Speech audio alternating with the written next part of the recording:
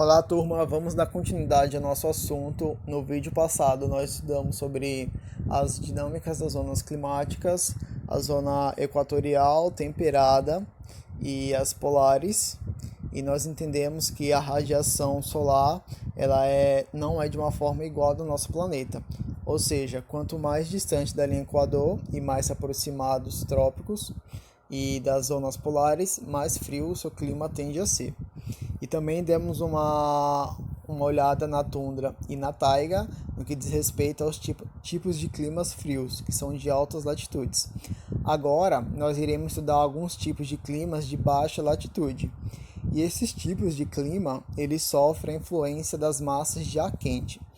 Bom, uma importância tão grande quanto as zonas climáticas que nós estudamos na aula passada, as massas de ar, elas também ditam essa dinâmica do clima. De que forma?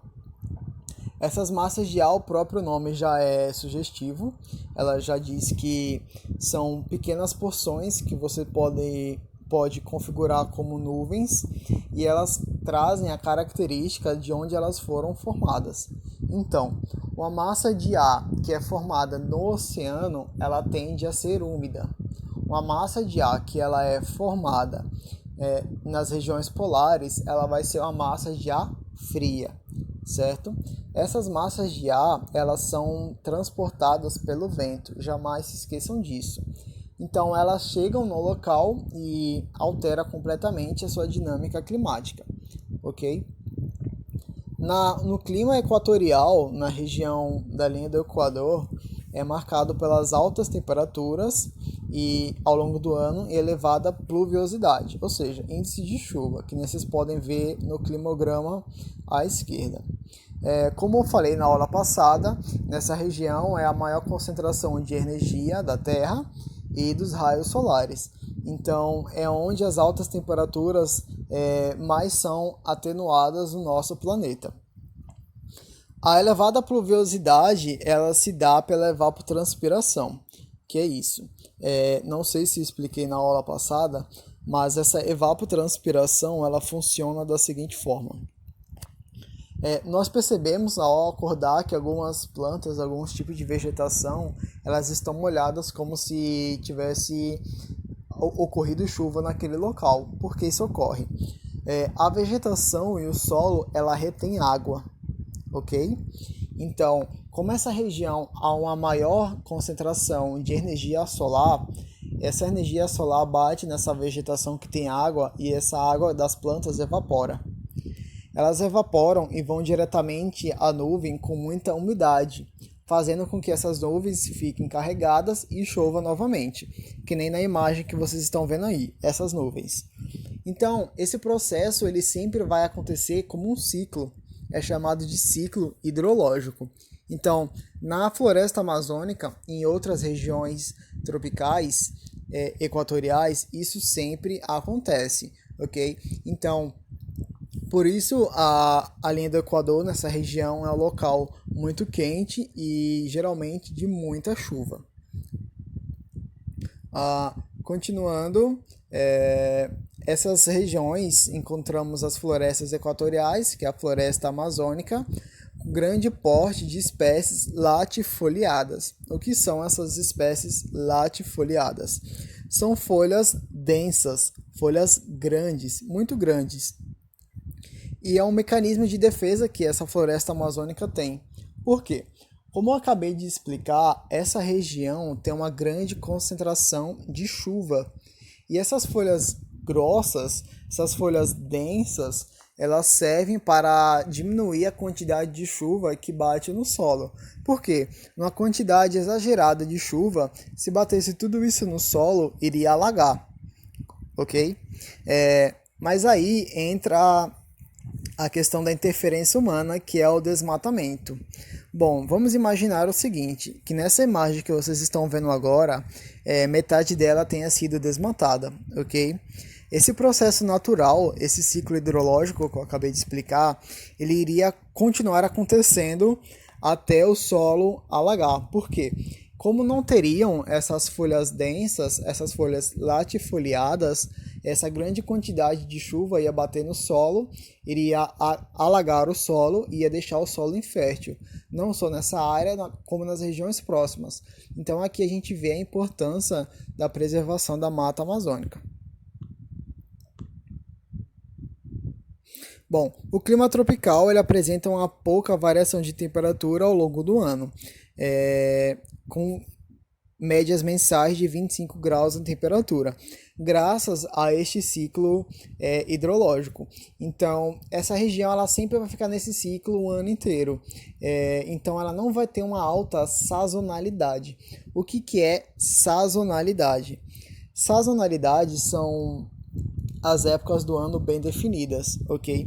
E nessa região não acontece isso. Então você não vai ver as folhas perdendo cor na primavera ou outono. Sempre vai ser esse ciclo constante. Vamos lá. Neste tipo climático nós podemos encontrar dois tipos de vegetação, que são as florestas tropicais e as savanas. Aqui a gente já consegue ver nesse climograma que a quantidade de chuva já diminuiu bastante no que diz respeito a dessa região, ok? Na equatorial. A tropical é um clima já muito diferente, já está situado em uma outra região. Então vocês percebam que as regiões equatoriais possuem uma quantidade de chuva muito maior do que as outras.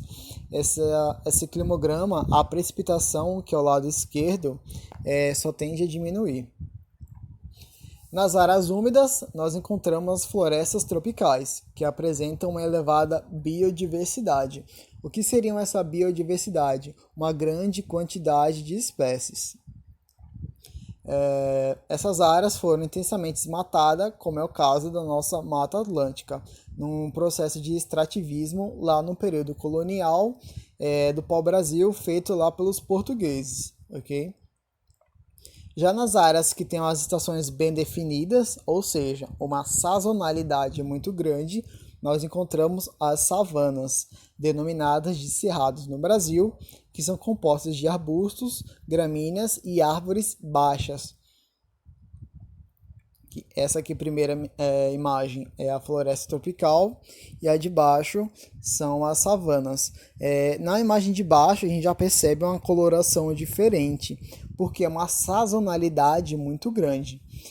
Quando a gente também viu bastante isso na taiga, desculpa. Essa sazonalidade a gente consegue perceber na coloração das suas vegetações, das suas plantas, porque na parte do verão ela absorve toda a energia e fica completamente verde, que nem a imagem de cima. E no restante do ano, que não tem essa iluminação toda, ela vai perdendo energia, então as folhas elas vão distribuindo energia conforme o clima fica, então ela vai perdendo a sua coloração verde. Já no clima subtropical, ela ocorre lá no sul e sudeste da América do Norte e na planície da Bacia Platina, aqui na América do Sul. Vocês conseguem ver já no climograma que já está numa região temperada, o clima subtropical, então o índice pluviométrico, a sua precipitação média já diminui bastante.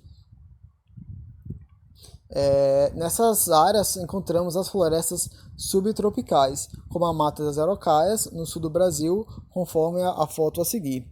Vocês respondam essa atividade aqui, ok? Vamos lá. Clima temperado. O clima temperado, ele apresenta as 4 estações do ano bem definidas, que é o que? Sazonalidade, beleza?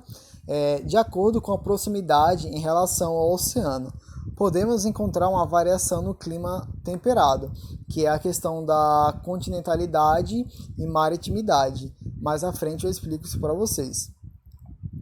A grande diferença entre ambos os climas está na quantidade de chuva e na temperatura. Então aqui já é uma região muito mais afastada e muito próxima aos polos. Então nós vemos que a concentração de chuva já diminui bastante. e que é a parte esquerda. A parte direita também reflete uma queda muito acentuada na temperatura, o que também dá razão ao argumento de que o Sol ele não abrange a Terra de forma igual, certo? Essa imagem é lá no Canadá. Nessas áreas desenvolve dois tipos de vegetação, sendo uma delas a floresta temperada, porque é na zona temperada, que tem espécies caducifólias e árvores de grande porte. Nós também temos as pradarias, que é aqui no Brasil também tem essa quantidade de pradarias, só que é numa coloração diferente. Então, pessoal, no que diz respeito a essas florestas, é sempre importante vocês verem a sua coloração, porque a sua coloração ela vai dizer tudo. Ela vai dizer a dinâmica climática que é esse local, a quantidade de energia que ela recebe, como que as estações do ano elas estão definidas, que são sempre chamadas de sazonalidade, e a influência que as massas de ar têm. Então, a partir desses dois vídeos, da aula passada e nesse, a gente consegue estabelecer os limites das zonas climáticas, equatorial, temperada e polar, ok? Qualquer dúvida que vocês tenham quanto a essas zonas climáticas, vocês ou voltem naquele primeiro vídeo ou venham até mim no WhatsApp que eu esclareço para vocês.